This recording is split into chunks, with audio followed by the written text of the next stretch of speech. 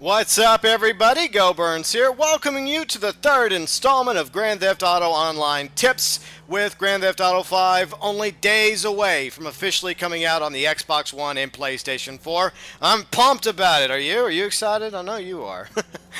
You always are. Calm down. Anyways, the series is all about giving you, the new gamer, the new player, coming into Grand Theft Auto Online for the very first time, tips, advice, suggestions on how you can not only survive but thrive in Grand Theft Auto Online when it comes out for the next gen consoles. Now, if you haven't done so already, I would highly recommend going back and watching GTA Online Tips 1.0 and 2.0 before you watch this episode.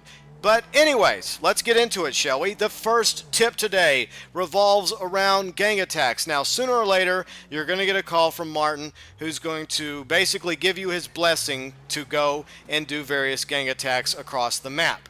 And these gang attacks are good. They give you a little bit of things, some stuff, some RPs, some ammo, some money. 500 RP specifically if you're doing it by yourself, a bit more if you're doing a gang attack with friends and crewmates, and of course you're going to get a little bit of ammo when you're done after you kill everybody in the gang attack. And if you find these 3 crates laying around, you can get up to $1,000+ It ranges between 1,000 and sometimes 2,000 bucks laying around from a gang attack. So gang attacks definitely are the way to go when you're roaming around in free mode. Specifically in invite-only free mode as I recommended in Tips 1.0. The second bit of advice today is revolved around getting a little help.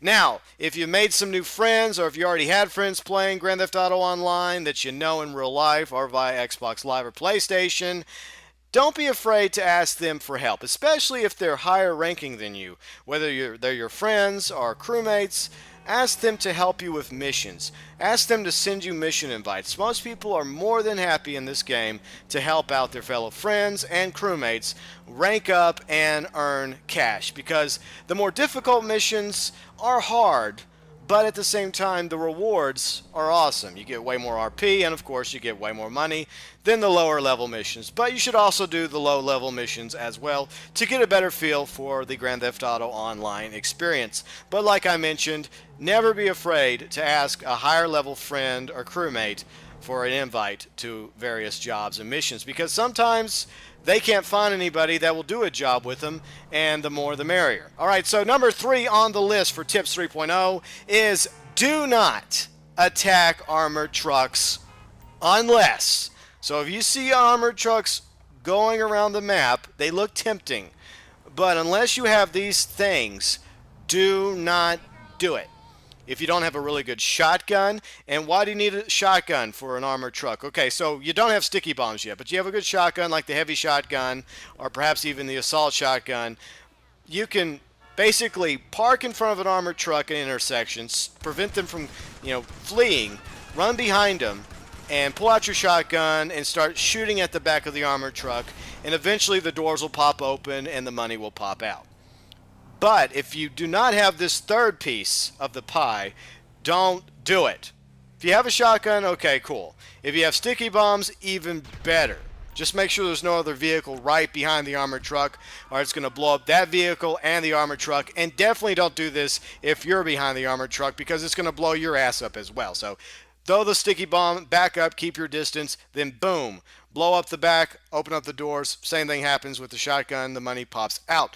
Now, this is what you really, really need in order to succeed with the armored trucks. If you don't have this one, do not do it unless you have a friend that can.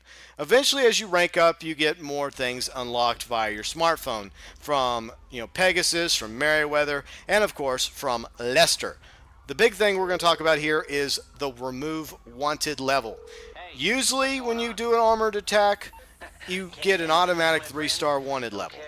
And you want to keep that money, you want to keep your car, you don't want to die, call Lester ASAP. Grab the money, get back in your car, run for it, pull up your phone, call Lester, get that wanted level removed. It's going to cost a few $100, but it's a good investment, especially if you wish to survive and succeed at attacking armored vehicles. But if you don't have any of those, if you don't have a good shotgun, sticky bombs, or Lester, don't do it. Just say no, unless you have a friend that can. Number 4 on the list is what I'd like to call buyer beware. Now, you haven't started playing Grand Theft Auto Online yet, unless you've watched this video long after Grand Theft Auto Online came out for the Xbox One and PlayStation 4, along with tips 1.0, 2.0, and 100.0, if I ever get that far in the series. Now, this is my advice when it comes to purchasing items in the game. Whenever you buy a car through one of the various websites via your iFruit phone, and you decide that you don't like the car anymore, you can sell it back to Los Santos Customs. However, you're not going to get nearly as much back as what you paid for it originally. Furthermore, you cannot sell back clothes, weapons, or the Pegasus vehicles that you have bought. So, my advice here is think before you buy. If you want to buy a nice supercar, if you got some money saved up from doing missions and grinding, look at the supercars and decide which one you want. Because A, those things are expensive, not just to buy. All of them are six figures. You're also going to have to go and upgrade them, do paint jobs, different rims, etc. So it's going to cost a lot of money just to buy and fully deck out one of the supercars. So really do think about the items that you buy throughout the game. But as I've mentioned before, it's all about your choices in life. You have to make the decisions on your own. You're going to struggle. You're going to make bad choices. It always happens in life, and of course in Grand Theft Auto Online. You're going to buy some wardrobe that you're going to later have second thoughts about.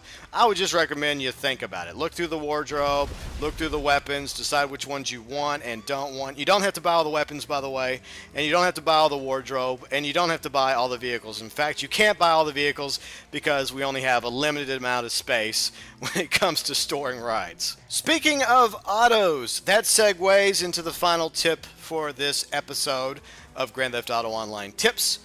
Best cars to steal for quick cash. Now, this is a great way to make some quick money right when you jump into Grand Theft Auto Online, hopefully in the invite-only session as I recommended a while back.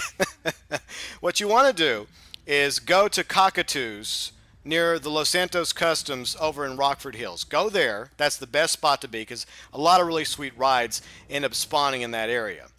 And grab some of these vehicles because these are some of the most expensive vehicles that you can get money for from Los Santos Customs. For example, the Felon GT, you can get $9,500. The Bala and the Felon get you $9,000. Not the Felon GT, but just the regular Felon. That and the Bala, which is an SUV, both of those, like I mentioned, get you $9,000. The Oracle and the F620, they're going to get you $8,000. A couple more SUVs I'd like to mention, the Dubster and the Cavalcade, they each get you $7,000. $7,000 for one of those two rides if you take them to Los Santos Customs. And the final two cars I'll mention is the Schaefer and, of course, the Zion Cabrero. Both of these cars will fetch you $6,500 at Los Santos Customs. Now, there's a catch to all this. A, you can only do this once per GTA day, which equals 48 minutes our time, and some other things.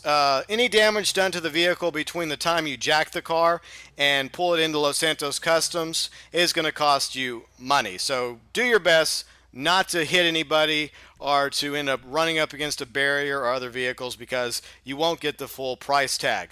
Next, be quick to also get the vehicle from the jack point to Los Santos Customs because you run the risk of getting an anonymous bounty. Now, if you get a bounty, that's not a big deal. All you have to do is wait for about 48 minutes. Same thing with the ability to steal vehicles. Just wait 48 minutes or a day in Grand Theft Auto Online for your bounty to go away. So you can just roam around in free mode for 48 minutes and then you'll get that money back, whether it's $1,000 or $7,000 or whatever in between. So extra money for you if you happen to get a bounty, but it will happen. So the best way to reduce the chances of getting a bounty is to get the vehicle sold at Los Santos Customs and deposit it in your bank account as soon as possible. So don't put it off too long or you will get that, message like, hey, you just messed with the wrong guy. I'm putting a price on your head for such and such dollars. All right, and the final piece of advice, sometimes you'll steal a vehicle that Simeon is looking for. Now, unless you're trying to get achievements and awards for stealing vehicles, I would say F Simeon because he doesn't really pay any more money and you're going to have to pay money out of your own pocket and avoid the cops while getting to Los Santos Customs in order to get a different paint job. And there's some cheap paint jobs that are only like $700-800. I would recommend you get when you change the paint job to avoid detection by the police, if you're going to go do this for Simeon. The last reason why I say screw Simeon is because once you do that, once you go to Los Santos Customs and get it resprayed, then you have to drive it all the way down to the port just to sell your vehicle. And if you get any damage done to the vehicle, the same thing happens. The amount that you're going to get will decrease depending on the damage done to your ride from point A to point B. And there you have it, Tips 3.0. I hope this information is or will be helpful to you whenever you get around to playing Grand Theft Auto Online on the Xbox One and PlayStation 4. If you haven't started so already, if you did find the information useful, informative, helpful, please hit the like button.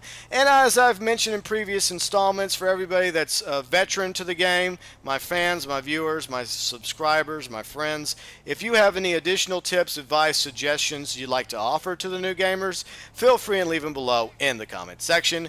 And check out my channel for daily content. I post new stuff 7 days a week. If you like what you see, hit the subscribe button. It really does help my gaming channel grow. You can like me on Facebook, follow me on Twitter, both linked in the description section, and I will see you on Grand Theft Auto Online on the Xbox One and PlayStation 4 very, very soon.